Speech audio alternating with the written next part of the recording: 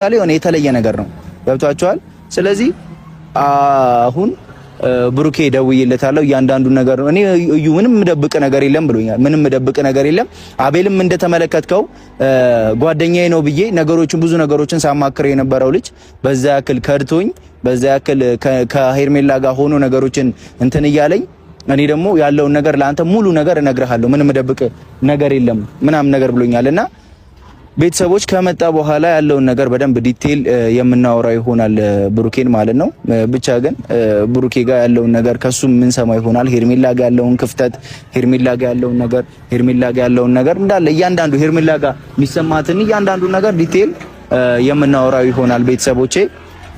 ብሩኬም እየታየኝ ነው እየመጣ ነውና ሲመጣ ያለውን ነገር በደንብ የማወራ ይሆናል እና ያው ብሩኬም እየመጣ ነው ያለውን ነገር ዲቴል የምጠይቀው የማወራ ይሆናል ብዬ አስባለሁ። እያንዳንዱ ነገር ብቻ ምንም ይሁን ምንም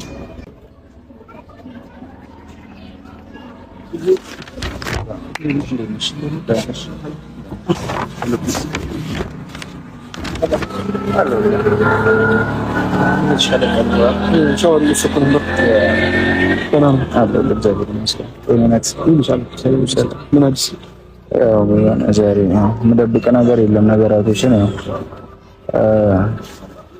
አንተና ቤላ ምንም ነገር ላይ ብትሆኑ ሁለታችሁንም አውቃቸዋለሁ፣ ቀርባቸዋለሁ። ከሄርሜላ ጋር ያላችሁ ቅርበት አለ። ያንን አስመልክቶ ዛሬ የሆነ እኔንም የደበረኝ እናንተ ምናልባት የምታውቁት ነገር ከሆነ ልታውቁት ትችላላችሁ ብዬ አስባለሁ። ሩታ አይምሮ የተጎዳበት ነገር ነውና ካሌብ ትላንትና አለመግባባት ላይ ደርሰን ነበረ። በነገራቶች ያው ሄርሜላን የገዛችው ብሎ ሽቱን ገትሮ ሲከራከር ያ ትንሽ እስከ መጣላት የሚያደርስ ነገር ደርሰን ነበርና ዛሬ ጠዋት ደውሎ ምን ይዞልኝ መጣ? እንዳለ ትራንዛክሽን የተፈጸመበት ነገር ይዞልኝ ሙሉ ስሙን ማተምም አለው። ከየት እንደምን 400 ሺህ ብር ነው የሚለው።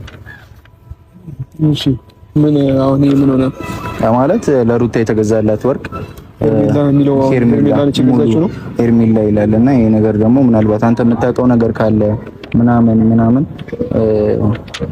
ይሆናል አይደለ? ሩታም አብርሽ በረገቻ ላይ እውነት እንደዚህ አይነት አድርጎ ከሆነ በጣም ነው የሚደበረኝ።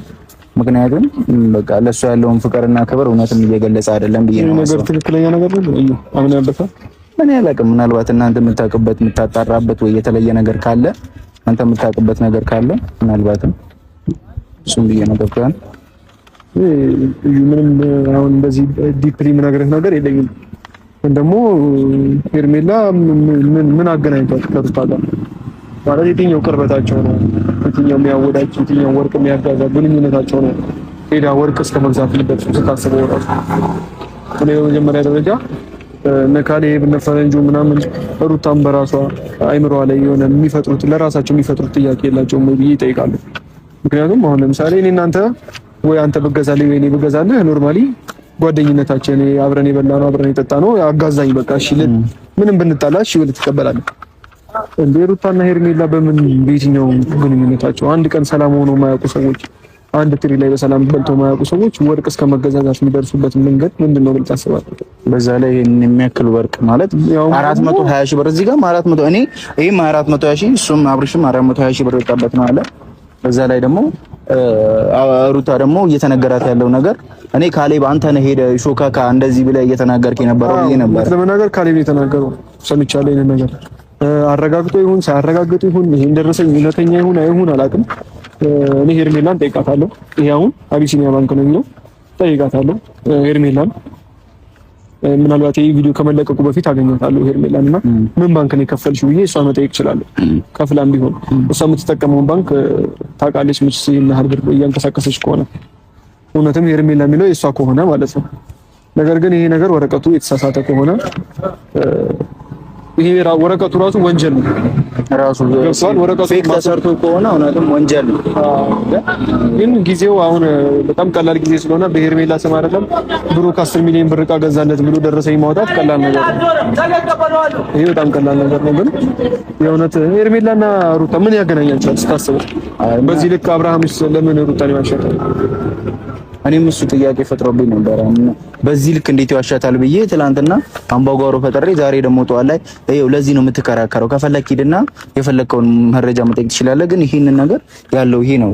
ከፈለክ ይኸው ከፈለክ ለፈለክ አሳየው። እኔ ይሄንን ለሩታ ሄጄ ከምሰጣት ለአንተ ሰጥቼ አንተ ነገሮችን አረጋግጣ ሄደህ ለሷ ብትነግራት ይሻላል ብዬ ስላለኝ እኔ ደግሞ ከሄርሜላ ጋር ያን ያህልም ቀረቤታ ስለሌለኝ አንተ ደግሞ ቢያንስ ከኔ በተሻለ ቀረቤታ አለህና ይሄንን ነገር እውነታውን አረጋግጣ ለሩታም በቃ መጀመሪያ የነበረው ነገር አሁን ብልጭጭቱ ሳይወጣ ገና በጊዜ እንግደለው ብዬ ነው።